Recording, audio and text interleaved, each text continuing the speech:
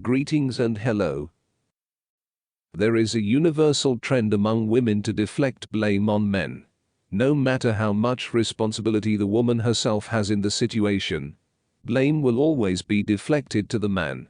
It's always that they were ignorant, a man made them do something, or whatever else. This is a deliberate tactic women know they can get away with due to female privilege. It is meant to divert focus from the woman and attack the man. Society then forgets about the women's part and scapegoats the man.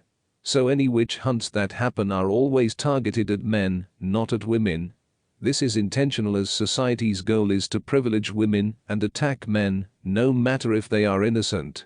Gynocentrism prioritizes female privilege over fairness and equality.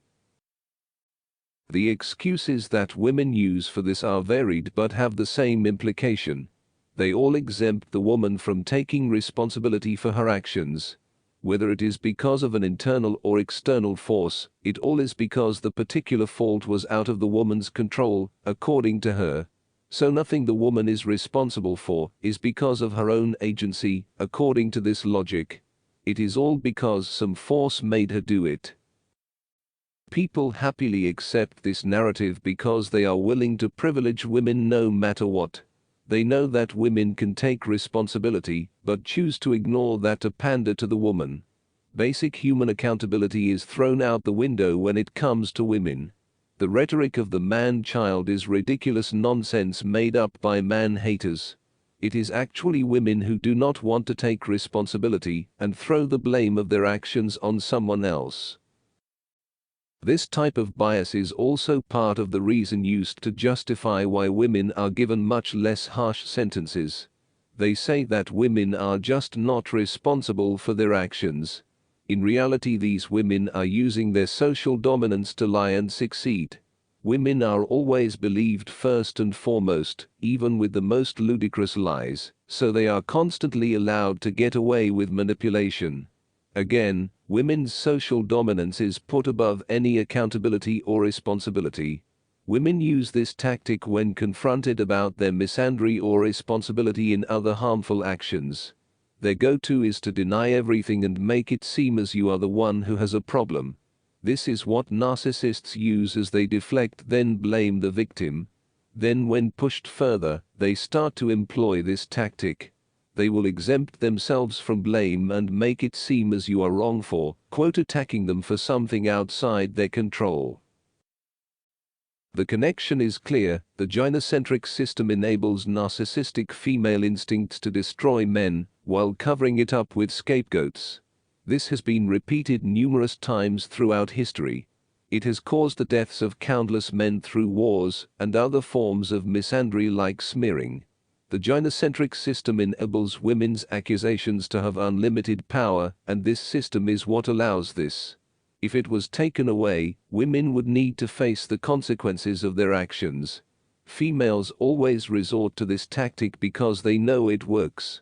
This is because gynocentric men pander to them and let them off the hook. It's also because of male-on-male hostility and how these attack dogs are dying to have a man to blame. This comes from how women demand that men follow and support their behavior or else get deselected. So the system is enabled by female-worshipping men that fear deselection and are willing to throw their fellow man under the bus for man-haters. In the process, this tactic also diverts any responsibility that women have in perpetuating the misandristic status quo. Women then say that it is not women who do these actions, but men. This is false, and a separate video could be made debunking it. In short, women are the ones behind all of this behavior, since they have the social dominance instinct to spite men wherever possible. However, men do attack other men, but this is at the behest of the threat of female deselection, since women demand that men steal resources from other men. It also ties into how women want the man to take on the strong and stoic provider gender role. This is where the woman is pampered and the man takes care of her. That is the arrangement. To put it simply, women demand and want it. In this case, the wife still can do whatever she wants, as the man supports her unconditionally, through this which women create the guise of powerlessness. What women want to show the outside world through this disguise is that they are powerless while the husband dictates their life as a result. What is actually happening is the woman being pampered, while the husband goes out and does hard labor to provide for her. Women demand men work long and strenuous hours to simply keep them around, as women do not like the company of men. The whole powerless guise is a farce for female privilege and social dominance, where she manipulates the husband and he does her bidding, all the while she is being taken care of.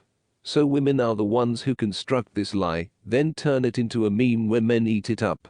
This is due to men wanting female companionship and company, and being willing to do anything to get it. It is the women who look for reasons to deselect men, because women have an in-group bias. Men's out-group bias works against them, which is why men need to be radically pro-male to have any gynocentric bias cleared from them. Pandering to women will never work, as this is what has contributed to the misandric system. Women will never have men's best interests at heart, as they are the ones who demand male usurpation and male-on-male hostility while being privileged from it. It is like asking a perpetrator to consider the victim. That is the attitude that needs to be taken when trusting statements from women in regards to men. This holds true with the female instinct to deflect blame onto men that comes with their social dominance. Any attempt where a woman tries to attack a man by deflecting the blame for her personal actions onto him is a way of her trying to manipulate men. This is to make her see more good and that she herself can never perpetuate harm. This is a second narrative that women use to purposefully delude men, through presenting themselves as infallible beings who always have good intentions and are out to do what's right. So via this, they have to deflect the blame and have it be placed on the man to retain her infallible image. This ties into how some husbands who have been cheated on get enraged at the man, but forgive the women who intentionally lied to the other man. This is another aspect of how female privilege is perpetuated. This allows women's deliberate attacks and vileness against men to go unnoticed.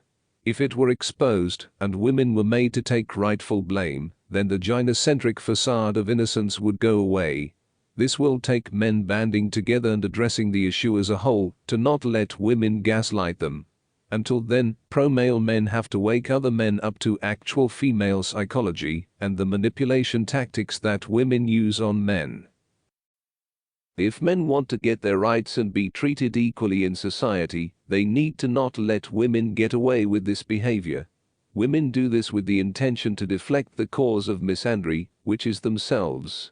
Scapegoating other groups of men and attacking them, which is what these women want, only serves them and the gynocentric system.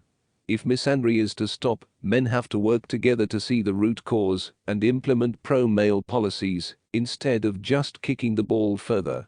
I will keep doing videos based on the tactics which women use to manipulate men.